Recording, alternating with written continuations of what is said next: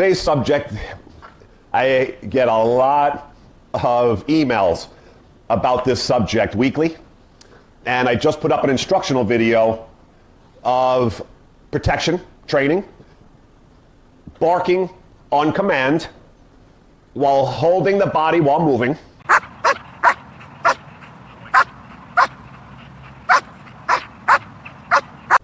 but a lot of people struggle with getting their dogs to talk on cue.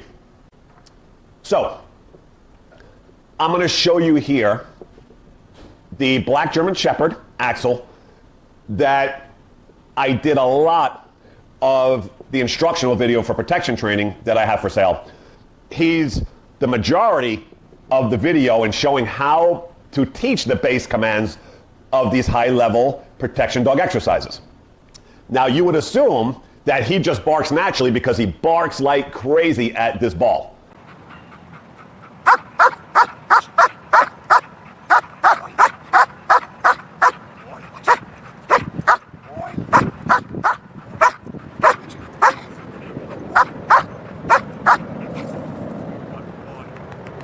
So I'm going to use him just as an example, just to give you an idea of how I got him to speak on command, because he did not speak at the ball in the beginning when I first started with him with this exercise.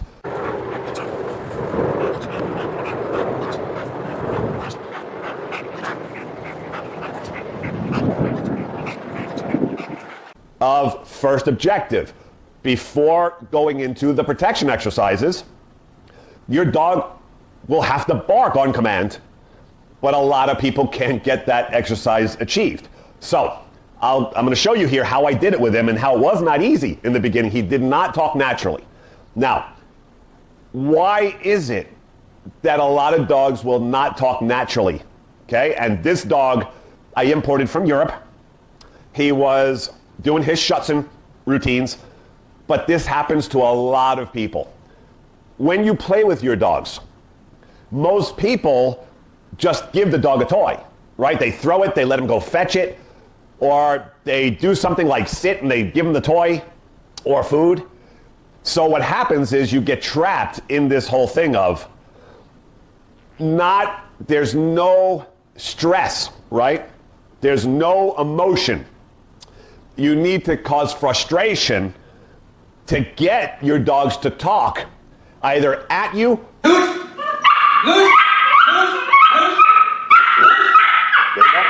right? Or to something. Yeah.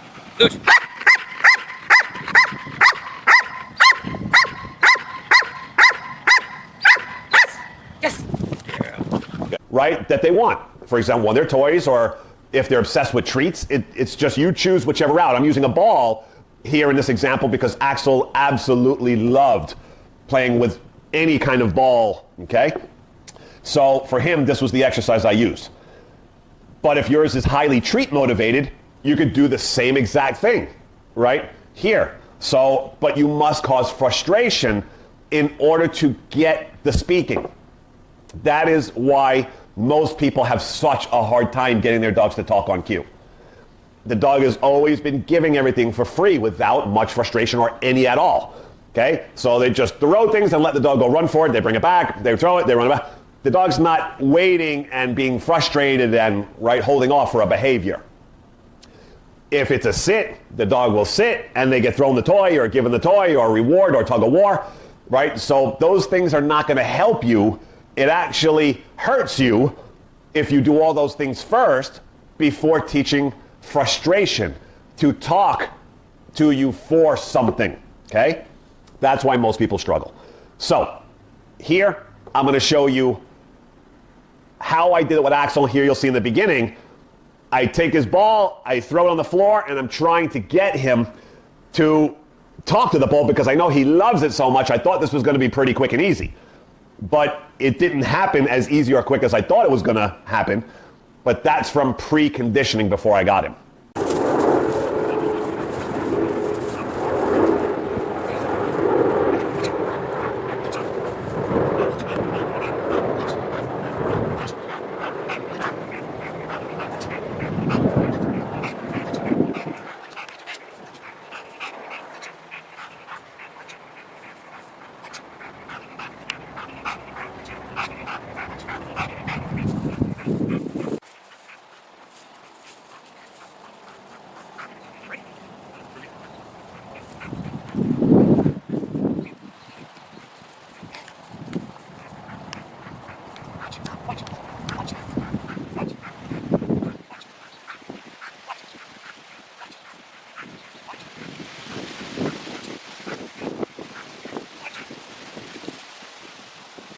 So here you'll see I throw the ball, I'm holding him back, holding him, and you see there he's trying to talk, right? But he's just gasping air like it's a wanna bark at it, right? And he's looking at it, and he has a little bit of air coming up from frustration, but he will not get a bark out to it.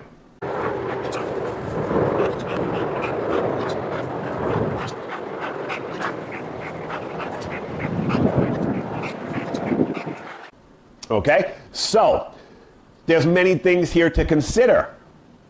One, depending on the dog now, is he too close to the object, right, that he won't speak?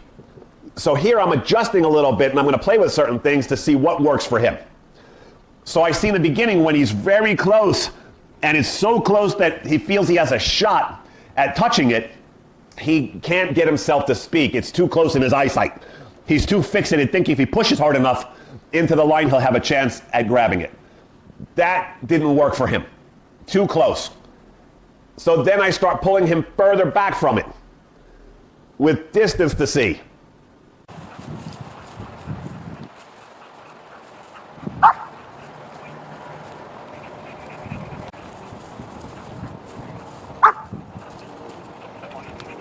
Now, okay, now I get one bark. I let him go to it just for at least the one for now.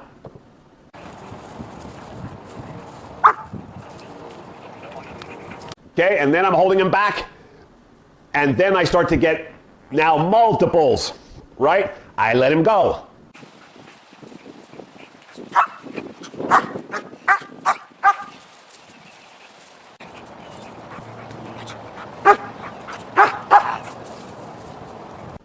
Then, of course, here in the end, now it's just a given. Anytime he sees the ball or I'm going to do, he just talks, right? Now it's on autopilot. So here you see when we were doing the exercise without the leash on now, and I was teaching him to hold there next to the leg and bark at the ball, there my piece of cake. It was rah, rah, rah, and him jumping up and down next to me without a leash on, knowing he cannot pursue it and go towards it. Right now the talk is on auto.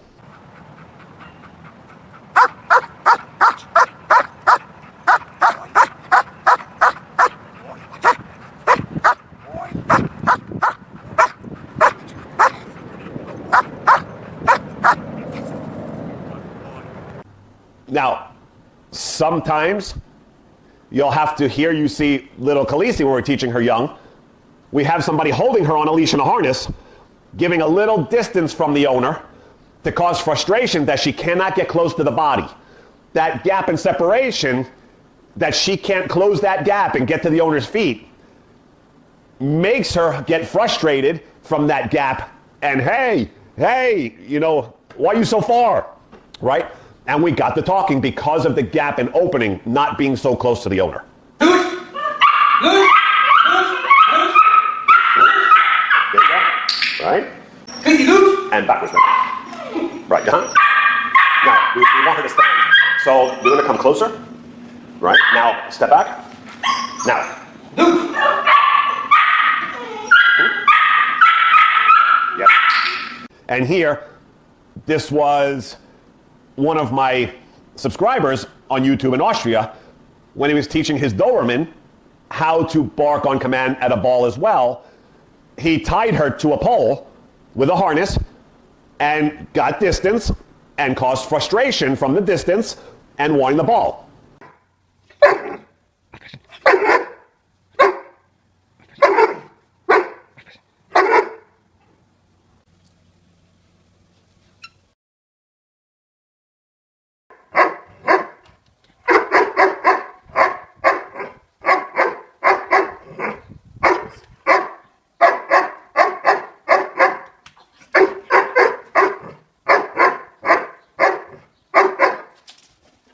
So most cases, distance is going to cause you the frustration that we're looking for to be able to get the dog to speak, right, on command and at the objects. So this is really, there's a little game to this of checking with your own dog. But I would say to everybody, start with a little distance first and try to work it from a little distance, because when they're too close to you or the object, they just fixate because it's so close in their face that the talking generally doesn't come out. So start that way, give some distance, and you'll probably get it much quicker with some gap. And if anything, you're trying another little form is, I move the dog, I could kick the ball with my foot, make movement and stimulation, try to move them, and keep some gap, keeping the toy moving, holding back and kicking it and making that prey drive. But you gotta hold again a little distance and see if that'll work. So there's many versions and different ways to try to get a dog to talk. Now here, just as a same concept, I'm teaching this dog that when the owner falls to the floor, to talk on cue. Good girl. Good girl. Right? So the owner has a little issue that it's possible in her life, that's happened to her before, that if she falls, we want the dog to talk at her, right? To alert people that she has fallen. So the way to do this is we're teaching to talk at her, not away from her to people, because it's very difficult to teach externally, but same concept of frustration. So we have her fall, I bring the dog in, the treats are in her hand, and I keep the dog a little distance off of her hand, and the dog will start talking. Then we open hand and let dog have treat.